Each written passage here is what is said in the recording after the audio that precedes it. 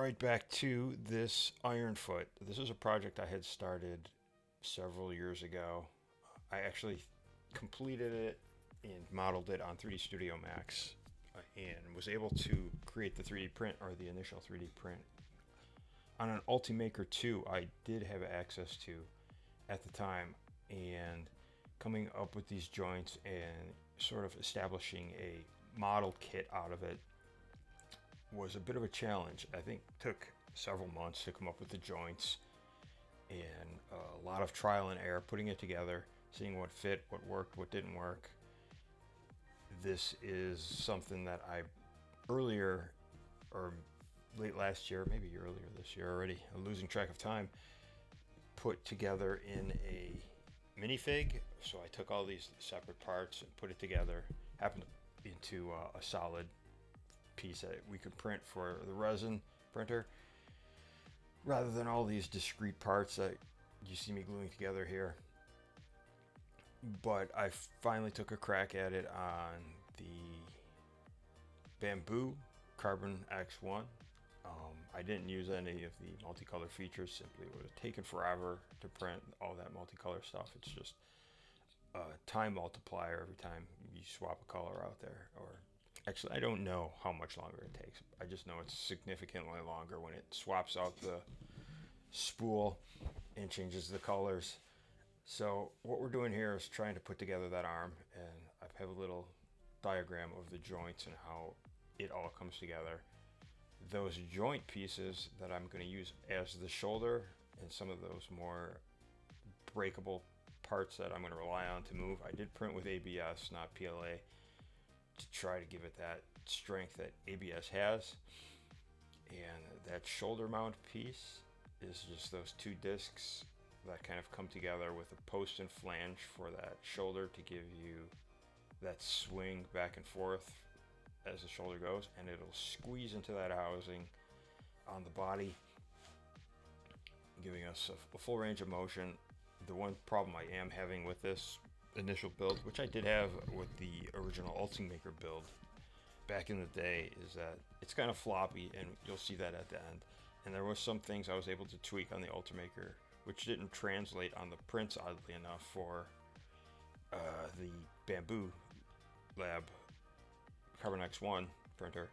Was the fit was a little looser, and I don't know if it has to do with temperature variations and settings and just little things that I can't quite put my finger on, which were making the joints a little, maybe a little bigger in the housing and a little smaller in the actual joint that fits into the given housing. But I can always expand those a little bit to try to get a little more friction, and that's ultimately what I end up relying on, is just friction to keep it from getting too floppy. But the joints did work out, and for a test run for initial print, I think we got a good go at it, and I can always revisit it and tweak that a bit to get that, remove that floppy. Or what I did in the past was I've also put like little plastic washers or spacers in there to try to add some friction between the joints. The problem with the friction joint situation is that it'll wear away over time. I don't know if I intend to play with it. It was just kind of a challenge. I always wanted to see this. I never had the Revell model, so I always kind of wanted to create something of that size, of that Revell model scale, or those actual Takara toys that were sold. But I don't think they made the Takara brand made a Ironfoot mech, or as we would also know it as the Thunderbolt from BattleTech. This would be the unseen version of it. Alright, so for these, what I'm doing there is cutting away at the excess, and I had to put that joint all the way down to the base of the plate so I could get a good print of that, else you would have that cavity floating where that joint needs to be housed. And I'm going to use a ball and socket. This turned out really good on the original Ultimaker print with that ball and socket on the hip and for the ankle, because it was a little the socket was a little smaller than the ball, so it gave it a good bit of a grip, and it was not floppy initially. I mean, after a while, it would wear away and smooth out, and you would get some looseness in the situation, and it would just kind of flop around like a rag doll. Once again, we'll see that at the end here. See that? There we go. There's that ball and socket. It's gonna just squeeze in there and give us a good, tight, snug ankle with a 360-degree range of motion. Although it doesn't, I don't want it to spin all the way around. Although it can spin all the way around, but you just want that. I don't know what you'd call that range of motion that ball and socket gives you. I know there's probably some medical term for all that. Range of motion, pronation and apronation, I think. Sounds familiar. I don't know.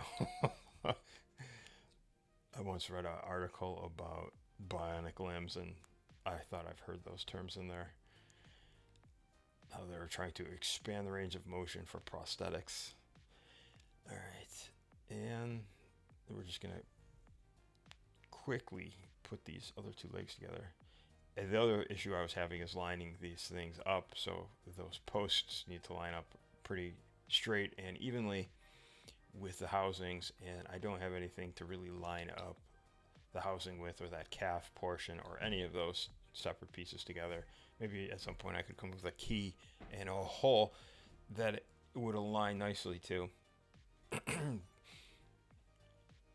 But that would be a little bit more engineering and trial and error and making sure I had the sizes correct upon final print. And we're gonna keep cranking away, putting these arms together. I did have to print these arms out again because I didn't align them right, and they were screwed up, and I'm using this little post, that drill bit, to keep it aligned. The other thing I did was put the left arm on the right arm, because there's a variation in the left arm and the right arm elbows. I believe it was the right elbow. No, it was I'm picturing in my head. It was the left elbow has a little shield that projects over the elbow and has a sort of an oblong lozenge shape. You can see there in the right or the left hand side how it's got that lozenger shape on the part that is going to connect directly to the forearm, and that is the shoulder, which has the gun, or which has the shoulder shield, not the gun. The other arm has a long, clean forearm, so each one of those had to be put together separately and recrafted. Okay, it's kind of slowly coming together, and all in all, it worked out fairly well. This is several hours over the course of a couple of days of printing. I didn't have too many failures, which is a great aspect of the Bamboo Lab. Just going in comparison, I know the Ultimaker 2 has already been out for a long time, and I don't know if it was necessarily first generation or second generation kind of printer, but it kind of, I got it during that time frame when MakerBot was coming out with their full, complete printer that you could buy, and it wasn't just the kit that you would get from Make Magazine anymore. So maybe that would have been first generation, not kit kind of printer. I don't know. And for the hip is just going to be another post and flange sort of setup, where the hip actually mounts it onto, or the hip closes in around that smaller post and gives you a nice little swivel. And I did have to shrink that down a bit. The initial print right off the old 3D Studio Max model was a little larger, so small tweak and scaled that down, and it worked perfectly. And I'm gonna get those hips. The hips are more ball and socket joints, which ended up being real floppy here. And you can see that what I'm doing there with that gripper, that was something I hit on after 1,000 trial and errors trying to come up with a decent joint that you could put together, or I could get together reasonably, and still maintained a bit of stability in the joint without being too floppy. Right, then they just kind of pop in there nice and easy, and we are really plugging along here. See the range of motion on the legs. All right, the arms, we'll try to get those babies in there.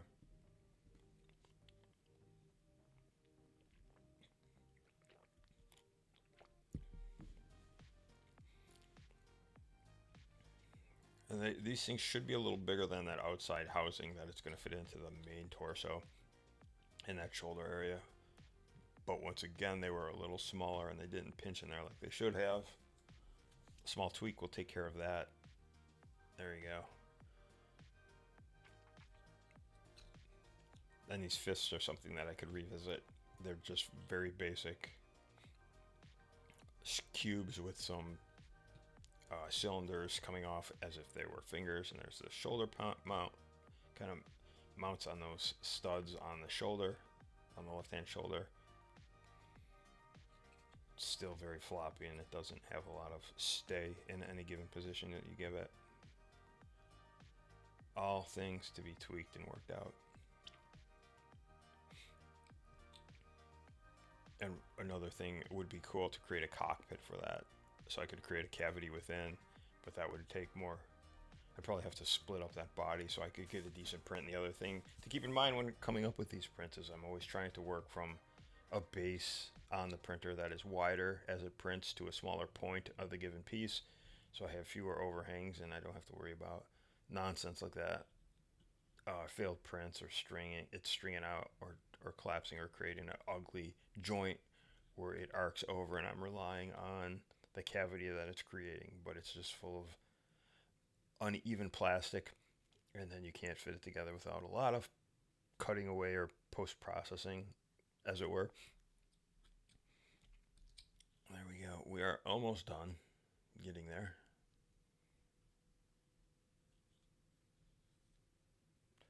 This is the, I don't know what those are as it relates to the weapons on this mech. Maybe they're just like mortars. They seem fixed. Giant mortars. Or they look like, they remind me of grenade launchers on the side of a tank in the corners of the turret. They would be giant grenade launchers. I think the Takara mechs that they created back in the day were 1/72nd.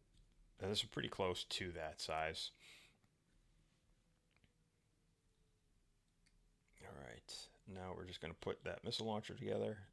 And this is going to squeeze in place with these two separate pieces. Just kind of those posts. There's two red posts. I don't know if you happen to catch them. They just kind of pinch in there, and that thing slides in there, so it's pinched in place.